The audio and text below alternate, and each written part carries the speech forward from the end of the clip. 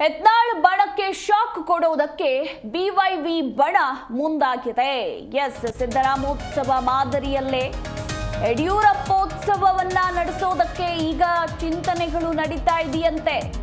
ದಾವಣಗೆರೆಯಲ್ಲಿ ಅದ್ದೂರಿ ಕಾರ್ಯಕ್ರಮಕ್ಕೆ ಬಿಜೆಪಿ ಸಿದ್ಧತೆಗಳನ್ನು ನಡೆಸ್ತಾ ಇದೆ.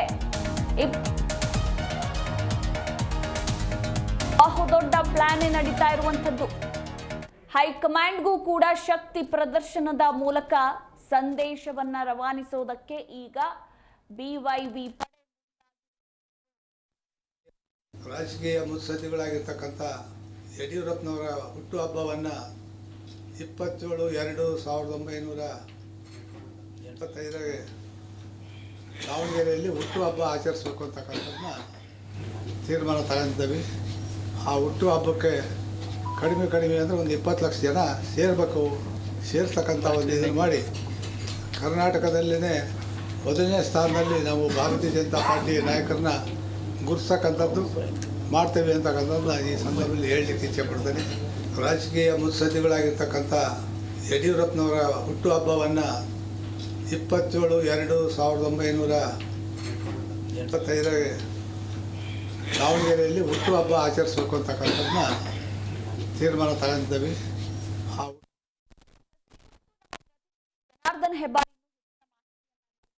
Hebbar, good morning. ಸಿದ್ದರಾಮೋತ್ಸವ ಮಾದರಿಯಲ್ಲೇ ಯಡಿಯೂರಪ್ಪೋತ್ಸವ ಕಾರ್ಯಕ್ರಮವನ್ನು ನಡೆಸೋದಕ್ಕೆ ಬಿವೈವಿ ಪಡೆ ಮುಂದಾಗಿದೆ ಅನ್ನೋದರ ಕುರಿತು ಮಾಹಿತಿ ಇರುವಂತದ್ದು. ಈ ಬಗ್ಗೆ ಹೆಚ್ಚಿನ ಡೀಟೇಲ್ಸ್. ಮಧು, ಬಿಜೆಪಿಯಲ್ಲಿ ಬಣ ರಾಜಕೀಯ ದಿನದಿಂದ ದಿನಕ್ಕೆ ಜಾಸ್ತಿ ಆಗ್ತಾ ಇದೆ ಅನ್ನೋದು ಇಲ್ಲಿ ಸ್ಪಷ್ಟವಾಗಿ ಗೋಚರಿಸ್ತಾ ಇದೆ. ಕಾರಣ ಏನಂತಂದ್ರೆ, ನಿನ್ನೆ ದಿನ ರೆಬೆಲ್ಸ್ ತಂಡದವರು ವಿಧಾನಸಭೆಯ ಮೊಗಸಾಲೆಯಲ್ಲಿ ಕೂತ್ಕೊಂಡು ಚರ್ಚೆಯನ್ನ ಮಾಡಿದ್ದಾರೆ. 2ನೇ ಹಂತದ ಪ್ರವಾಸವನ್ನ ಯಾವಾಗ ಮಾಡಬೇಕು, ಇಲ್ಲಿ ಹೇಗೆ ಮಾಡಬೇಕು ಅಂತ ಪ್ಲಾನ್ ಮಾಡೋದಕ್ಕೋಸ್ಕರ ಸೇರಿದ್ರು. ಇದೇ ಸಂದರ್ಭದಲ್ಲಿ ಈ ವಿಜಯೇಂದ್ರ ಮತ್ತು ಅವರ ಬಣದವರು ಸಹಿತ ದಾವಣಗೆರೆಯಲ್ಲಿ ಸಮಾವೇಶವನ್ನ ಮಾಡಬೇಕು ಅಂತೇಳಿ ಪ್ಲಾನ್ ಅನ್ನ ಮಾಡ್ಕೊಳ್ತಾ ಇದ್ದಾರೆ. ರೆಬೆಲ್ಸ್ಗೆ ಟಾಂಗ್ ಕೊಡಬೇಕು, ತಮ್ಮ ಶಕ್ತಿ ಪ್ರದರ್ಶನವನ್ನ ಮಾಡಬೇಕು ಅಂತೇಳಿ. ಈ ವಿಚಾರದಲ್ಲಿ ಈಗಾಗಲೇ ವಿಜಯೇಂದ್ರ, ಯಡಿಯೂರಪ್ಪ ಇಬ್ಬರೂ ಸಹಿತ ದೆಹಲಿಗೆ ಹೋಗಿ ತಲುಪಿದ್ದಾರೆ. ದೆಹಲಿಯಲ್ಲಿ ರಾಷ್ಟ್ರೀಯ ನಾಯಕರ ಜೊತೆಯಲ್ಲಿ ಕೂತ್ಕೊಂಡು ಮಾತುಕತೆಯನ್ನು ಕೂಡ ಮಾಡ್ತಾ ಇದ್ದಾರೆ. ಇವತ್ತು ನಡ್ಡಾ ಅವ್ರನ್ನ ಕೂಡ ಭೇಟಿ ಮಾಡ್ತಾರೆ.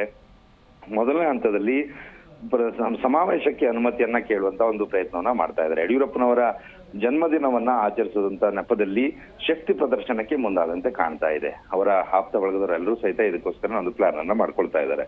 ಆದ್ರೆ ಇಲ್ಲಿ ಕೇವಲ ಯಡಿಯೂರಪ್ಪೋತ್ಸವ ಸಮಾವೇಶ ಮಾಡೋದಷ್ಟೇ ಅಲ್ಲ, ಹುಟ್ಟುಹಬ್ಬಾಚರಣೆ ಅಷ್ಟೇ ಅಲ್ಲ, ರೆಬೆಲ್ಸ್ ಗಳ ವಿರುದ್ಧವೂ ಸಹಿತ ಕ್ರಮವನ್ನ ತೆಗೆದುಕೊಳ್ಳುವಂತೆ ದೂರನ್ನ ಕೂಡ ಕೊಡುವಂತಹ ಸಾಧ್ಯತೆ ಇದೆ. ಇವತ್ತಿಗಾಗಲೇ ದೆಹಲಿಗೆ ತಲುಪಿದ್ದಾರೆ ವಿಜೇಂದ್ರ ಮತ್ತು ಯಡಿಯೂರಪ್ಪ ಇಬ್ರು ಹೋಗಿರೋದು ಬಹಳ ಕುತೂಹಲ ಮೂಡಿಸಿದೆ. ಒಂದು 4-6 ದಿನಗಳ ಹಿಂದಷ್ಟೇ ಅಶೋಕ್ ಅವರು ಕೂಡ ದೆಹಲಿಗೆ ಹೋಗಿ ಅಲ್ಲಿ ನಾಯಕರ ಜೊತೆಯಲ್ಲಿ ಕುತ್ಕೊಂಡು ಮಾತುಕತೆಯನ್ನ ಮಾಡಿ ಇಲ್ಲಿನ ಎಲ್ಲಾ ಸಮಾಚಾರಗಳನ್ನು ಸಹಿತ ಅಲ್ಲಿ ವರದಿಯನ್ನ ಒಪ್ಪಿಸಿ ಬಂದಿದ್ದಾರೆ. ಎಲ್ಲೆಲ್ಲಿ ಸಮಸ್ಯೆಗಳಿದೆ, ಯಾಕಾಗಿ ಭಿನ್ನಾಭಿಪ್ರಾಯಗಳಿದಾವೆ, ಯತ್ನಾಳ್ ಟೀಮ್ ಯಾಕೆ ಇಷ್ಟೊಂದು ಮಟ್ಟಿಗೆ ಯಡಿಯೂರಪ್ಪನವರ ವಿರುದ್ಧ, ವಿಜೇಂದ್ರ ವಿರುದ್ಧ ಆಕ್ರೋಶವನ್ನ ಹೊರ ಆಗ್ತಾ ಇದೆ, ಮತ್ತೆ ಇವರು ನಡೆಯುವಂತ ಅಸಮಾಧಾನಕ್ಕೆ ಇನ್ನಿತರ ಕಾರಣ ಏನು, ಹೀಗೆ ಎಲ್ಲಾ ವಿಚಾರವನ್ನು ಸಹಿತ ಅಶೋಕ್ ಅವರು ವರದಿಯನ್ನ ಒಪ್ಪಿಸಿ ಬಂದಿದ್ದಾರೆ.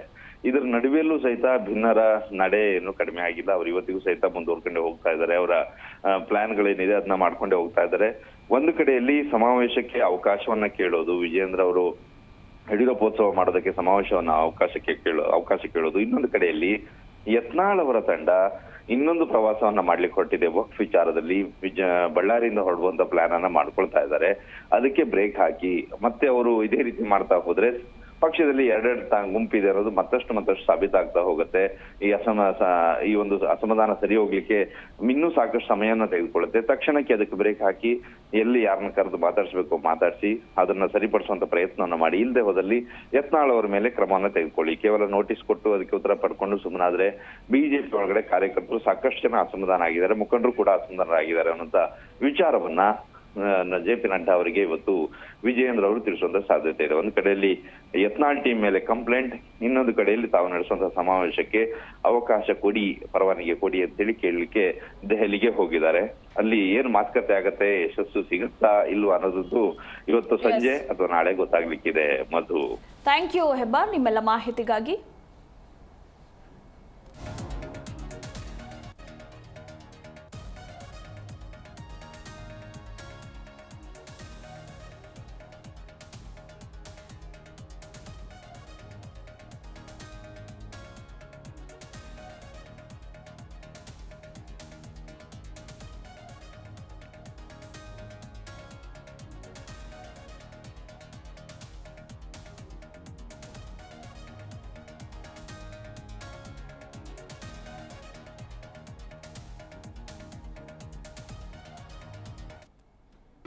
ಜಿ ಕನ್ನಡ ನ್ಯೂಸ್ ಈಗ ನಿಮ್ಮ ಮನೆಯಲ್ಲೇ ನೋಡಿ. ಎಲ್ಲ ಕೇಬಲ್ಗಳಲ್ಲಿ ಈಗ ಲಭ್ಯ.